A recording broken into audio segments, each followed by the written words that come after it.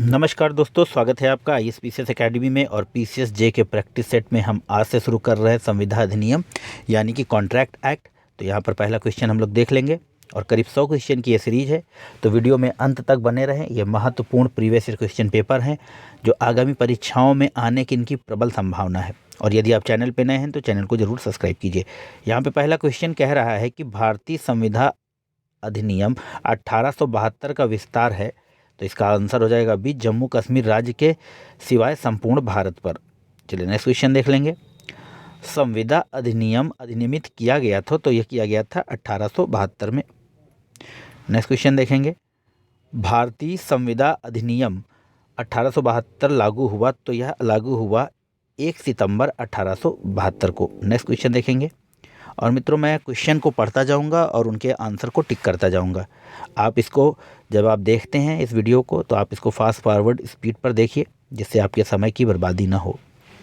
चलिए, भारतीय संविदा अधिनियम में है तो संविदा विधि के सामान्य सिद्धांत और अन्य विनिर्दिष्ट संविदाएं। चलिए नेक्स्ट क्वेश्चन देखेंगे। 5 नंबर में देखेंगे कि संविदा विधि का प्रभाव है, तो यह है भूतलक्षी नहीं है, मतलब रेट्रोस्पेक्टिव संविदा विधि लागू नहीं की जाएगी।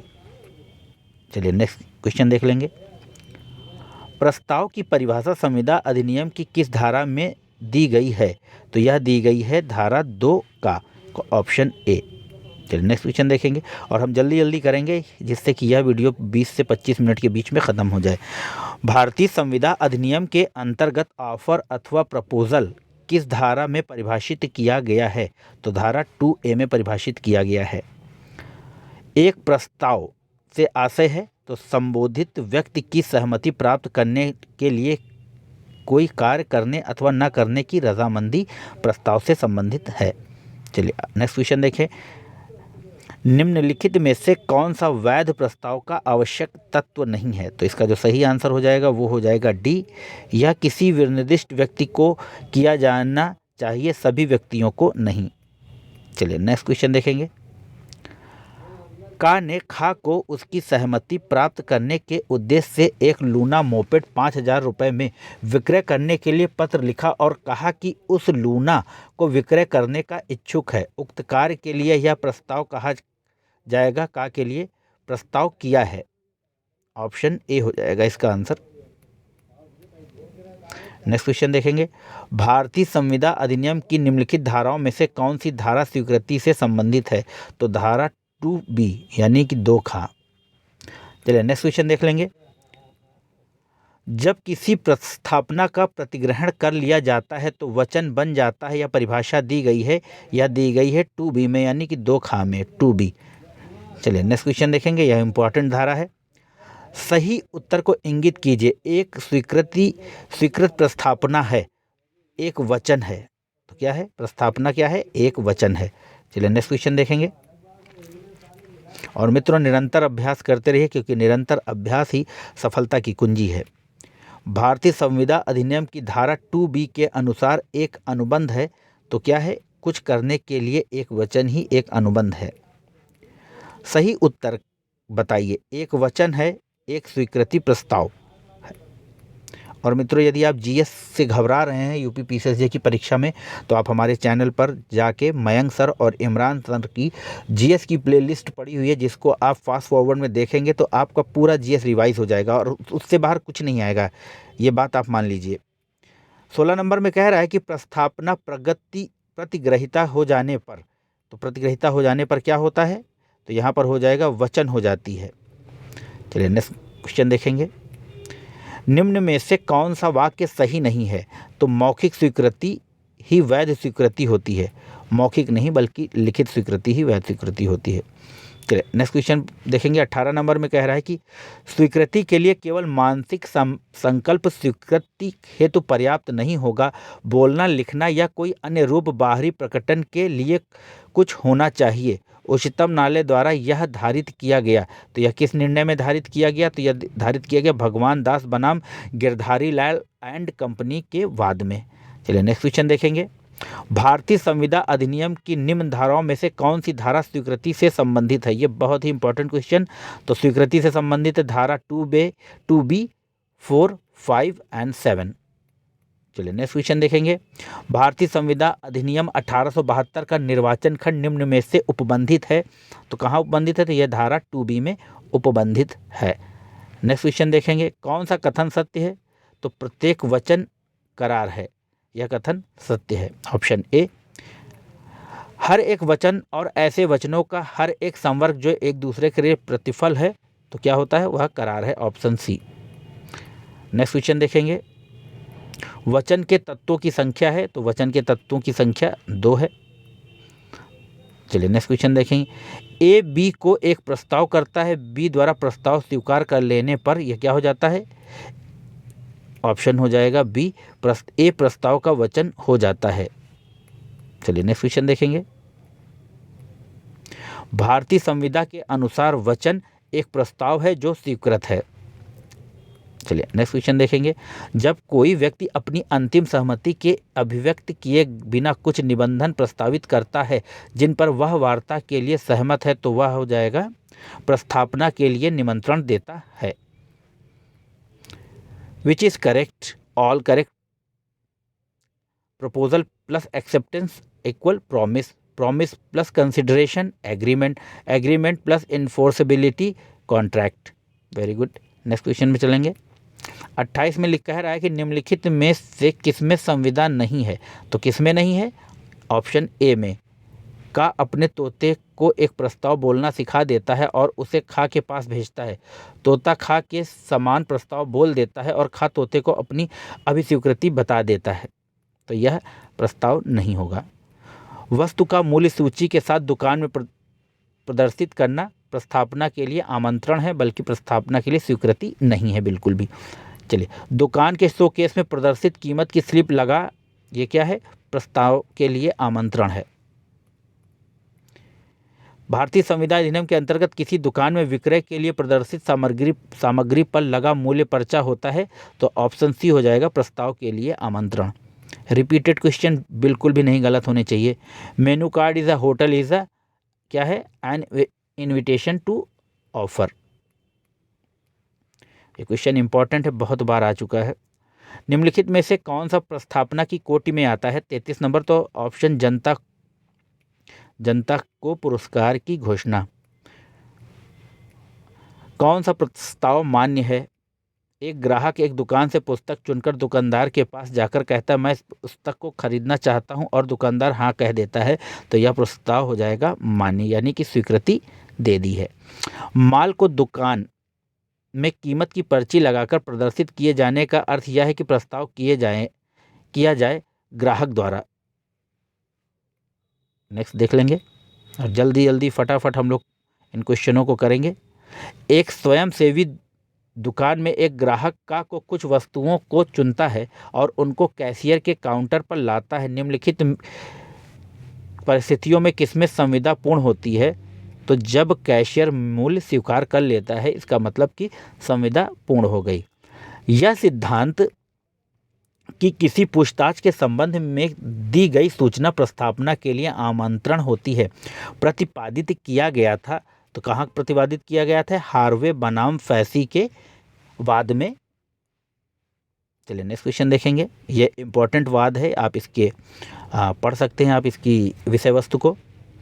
लिखा है कि विधिक सिद्धांत जो हार्वे बनाम फैसी के वाद में प्रतिपादित हुआ था, प्रथम बार भारत के उच्चतम न्यायालय द्वारा निम्नलिखित में से किस वाद में अनुसरित किया गया?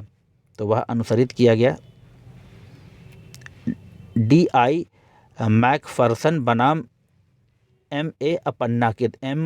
अपन्ना के वाद में। चलिए नेक्स्ट क्वेश्चन देखिए। निम्नलिखित में से बिक्री की संविदा की गर्भित शर्त नहीं है, तो नमूने की शर्त गर्भित शर्त नहीं है, ऑप्शन डी। नेक्स्ट क्वेश्चन देखेंगे। निम्नलिखित में से कौन सा वाद प्रस्थापना के लिए आमंत्रण से संबंधित नहीं है? तो हार्वे बनाम फैंसी वाद प्रस्थापना के आमंत्रण से संबंधित है, तो हार्वे बनाम फैसी प्रस्थापना।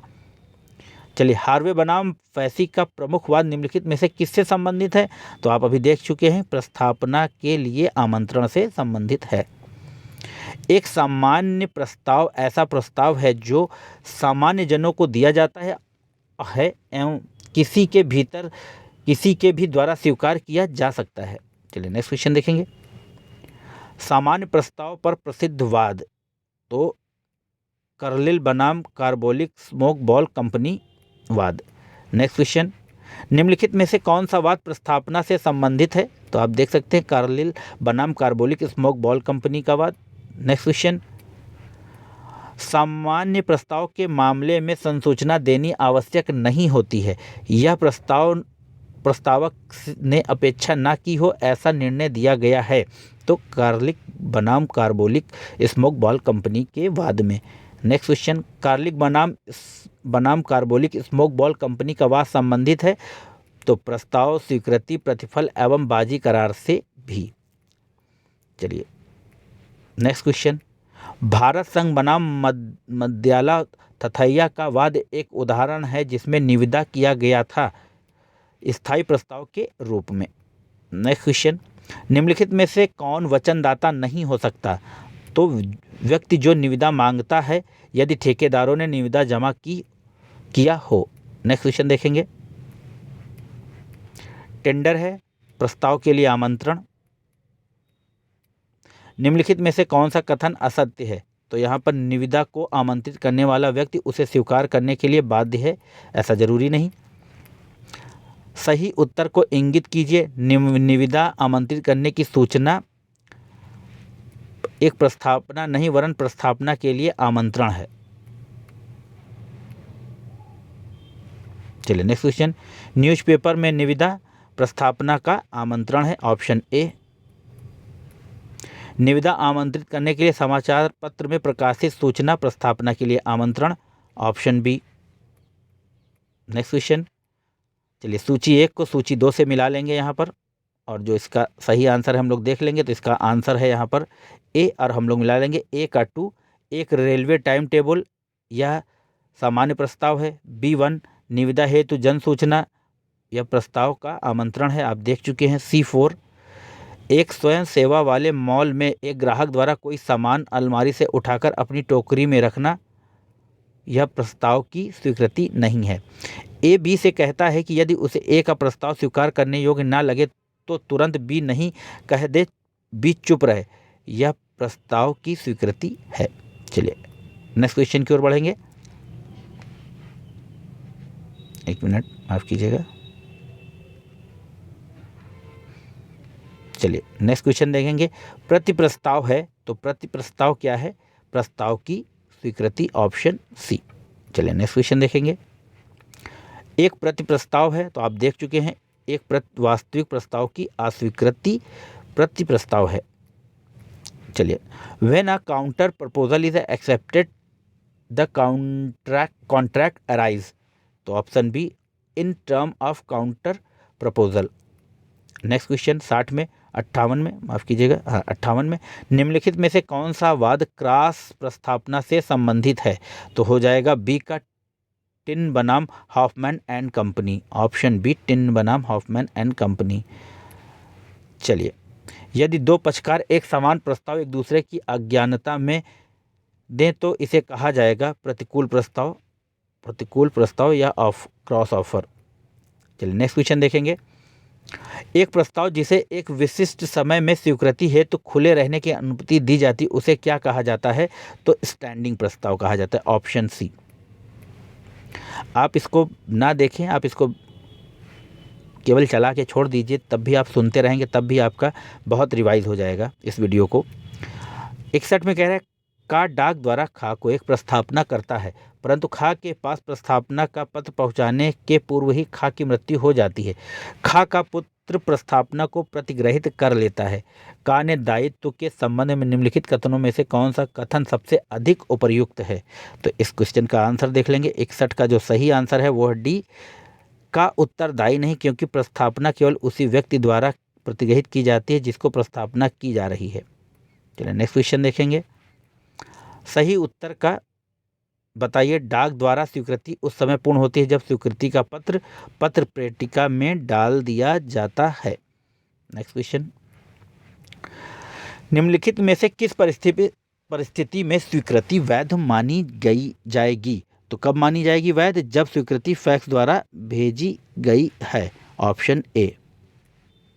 प्रतिफल की धारा 2D में दी गई परिभाषा क्या है? तो प्रतिफल की धारा 2D में दी गई परिभाषा क्या है? तो इसका आंसर देख लेंगे। प्रतिफल वास्तविक हो, माफ़ कीजिएगा, प्रतिफल वास्तविक हो। चलिए नेक्स्ट क्वेश्चन देखेंगे। वचनदाता की वांछा पर वचन ग्रहीता द्वारा एक कार्य किया जाता है, यद्यपि कि वचन ग्रहीता के ऐसे कार्य से वचनदाता लाभान्वित नहीं होता। निम्नलिखित में से कौन सा उत्तर सही है? तो 65 में हम देख लेंगे, यहाँ पर ए सही है, वचन ग्रहीता का कार्य पर्याप्त प्रतिफल है। नेक्स्ट क्वेश्चन देखेंगे।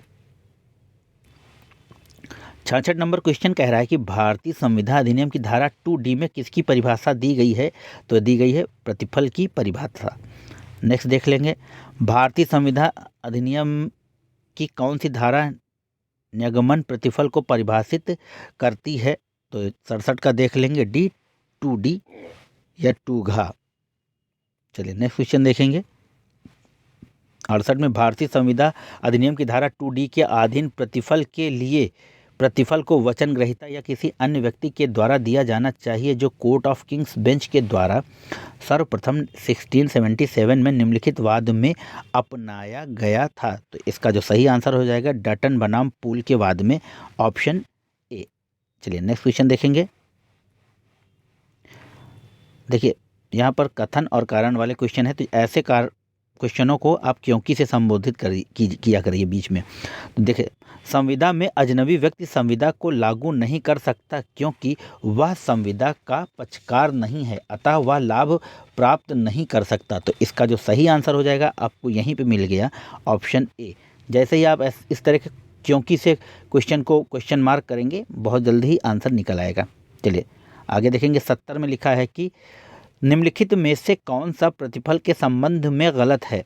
तो 70 में कौन सा गलत है? तो वह गलत है यहाँ पर बी, प्रतिफल वचन ग्रहीता द्वारा ही दिया जाना चाहिए। चलिए नेक्स्ट क्वेश्चन देखेंगे। प्रतिफल की परिभाषा अपेक्षा करती है यह वचन ग्रहीता या किसी अन्य व्यक्ति द्वारा दिया जा सकता है।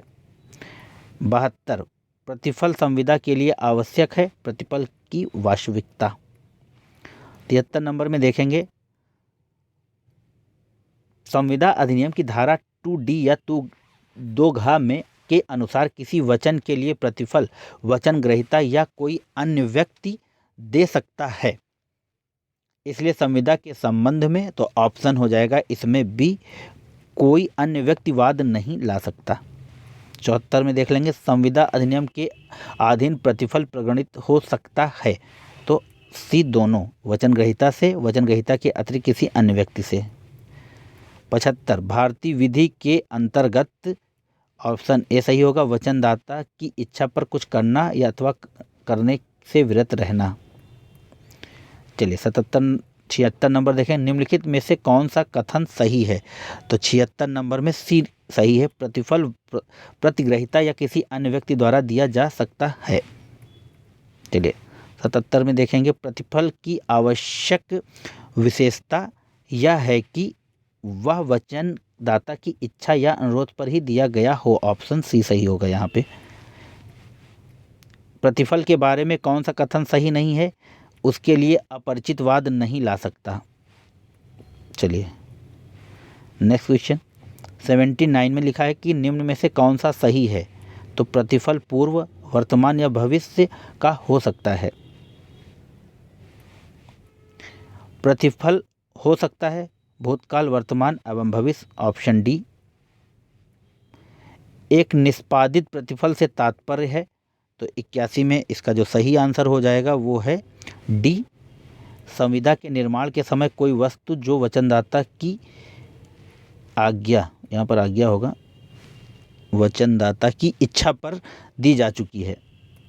चलिए नेक्स्ट क्वेश्चन देखेंगे। 2 भाइयों ने संयुक्त हिंदू परिवार की संपत्ति के बंटवारे के लिए एक संविदा की जिसमें अविवाहिता बहन का विवाह का खर्च देने की व्यवस्था थी। भाइयों ने रकम देने से इनकार कर दिया, सही उत्तर चुनिए। तो इसका जो सही उत्तर होगा वो होगा ऑप्शन डी, बहन दावा कर सकती है क्योंकि भाइयों के द्वारा एक दूसरे को दिया गया प्रतिफल बहन द्वारा दिया गया मान लिया जाएगा। चलिए नेक्स्ट क्वेश्चन देखेंगे। जो व्यक्ति प्रस्तावना करता है उसे कहते हैं वचनदाता। नेक्स्ट क्वेश्चन देखेंगे, भारतीय संविदा विधि के अनुसार निम्नलिखित में से किस एक को वचन ग्रहीता कहेंगे? तो वह व्यक्ति जो प्रस्ताव स्वीकार करता हो। चलिए नेक्स्ट क्वेश्चन देखेंगे, जब वचनदाता की वांछा पर वचन ग्रहीता कुछ करने के से विरत रहने का वचन देता है तब ऐसा वचन पहले वचन के लिए निम्नलिखित कहलाता है। तो क्या कहलाता है? प्रतिफल कहलाता है, ऑप्शन सी। चलिए फटाफट करते जाएंगे, कौन सा कथन सही है? कार्य, प्रवृत्ति या वचन में से कोई भी प्रतिफल हो सकता है। नेक्स्ट क्वेश्चन देखेंगे, भारतीय संविदा अधिनियम में प्रतिफल की व्याख्या की गई है। तो आप जानते हैं कि धारा 2D में प्रतिफल की व्याख्या की गई है। प्रतिफल के विषय में निम्नलिखित में से कौन सा कथन सही नहीं है? तो 88 नंबर का जो हो जाएगा यहाँ पर डी, उसके लिए अपरिचित व्यक्ति वाद नहीं ला सकता। इसका ये रिपीटेड क्वेश्चन, इससे पहले भी आप देख चुके थे। यहाँ पर लिखा है, जबकि वचनदाता की वांछा पर वचन ग्रहीता या कोई अन्य व्यक्ति कुछ कर चुका है या करता है या करने से प्रवृत्त रहता है तब ऐसा कार्य या प्रवृत्ति या वचन कहलाता है। तो क्या कहलाता है? यहाँ आप इसका आंसर जानते हैं, वह कहलाता है प्रतिफल। नेक्स्ट क्वेश्चन देखेंगे, 90 नंबर, प्रत्येक वचन और ऐसे वचनों का प्रत्येक संवर्ग जो एक दूसरे के लिए प्रतिफल हो सकता है क्या कहलाता है? एक करार, ऑप्शन बी। भारतीय संविदा अधिनियम के अंतर्गत करार है, 91 में देख लेंगे, एक स्वीकृत प्रस्तावना। प्रत्येक वचन और ऐसे वचनों का प्रत्येक संवर्ग जो एक दूसरे के लिए प्रतिफल हो, करार कहलाता है। वे वचन जो एक दूसरे के लिए प्रतिफल या प्रतिफल का भाग हो कहलाते हैं व्यतिकारी वचन। An agreement not enforceable by law is said to be void। Next question देखेंगे, वह करार जो विधितः प्रवर्तनीय नहीं है कहलाता है शून्य। ऐसी संविदा जो विधि द्वारा लागू नहीं की जा सकती वह क्या होगी? वह शून्य होगी। अभी आप देख चुके हैं। नेक्स्ट क्वेश्चन देखेंगे, सही वाक्यांश चुनिए। तो 97 का जो सही वाक्यांश है वो कौन सा है? तो यहाँ पर ऑप्शन ए ही सही वाक्यांश है। विधि द्वारा लागू न होने वाली सहमति या करार शून्य मानी जाती है। निम्नलिखित में से कौन सा एक ऐसा करार जो विधि द्वारा प्रवर्ती नहीं है का सही अर्थ है? तो वह है शून्य करार, विधि द्वारा प्रवर्तनीय नहीं है। एक शून्य संविदा वह है जो न्यायालय में प्रवर्तनीय नहीं है। माफ कीजिएगा, 100 नंबर में है, ऐसा करार जो विधि द्वारा लागू ना हो कहा जाएगा शून्य। 101 में देख लेंगे, और ये लास्ट क्वेश्चन है शायद, नहीं 2 हैं अभी। कौन सा कथन सत्य है? तो अवैध करार हमेशा शून्य है, यह कथन सत्य है। संविदा की कौन सी परिभाषा सही है? विधि द्वारा परिवर्तनीय करार ही संविदा कहलाती है। तो मित्रों, यह थे कुल 102 प्रश्न। आशा है आप लोगों को पसंद आएंगे। चैनल को लाइक कीजिए, शेयर कीजिए, सब्सक्राइब कीजिए, और अपने विचार जो कुछ भी आपके मन में आता है इस वीडियो को देख के ज़रूर कमेंट में बताएं। मुझे कुछ इम्प्रूवमेंट करना हो तो मैं उनको इम्प्रूवमेंट करूंगा। और जीएस के लिए आपसे फिर से रिक्वेस्ट है कि यदि आप लोग जीएस में डर रहे हैं तो चैनल पर प्लेलिस्ट पड़ी हुई है प्रैक्टिस सेट की। जितने भी जीएस के प्रैक्टिस सेट हैं इमरान सर और मयंक सर के द्वारा, आप उनको देखिए, उनसे अवश्य ही आपको लाभ होगा। और तब तक के लिए मुझे इजाज़त दीजिए। धन्यवाद। जय हिंद, जय भारत, नमस्कार। आपका दिन शुभ हो।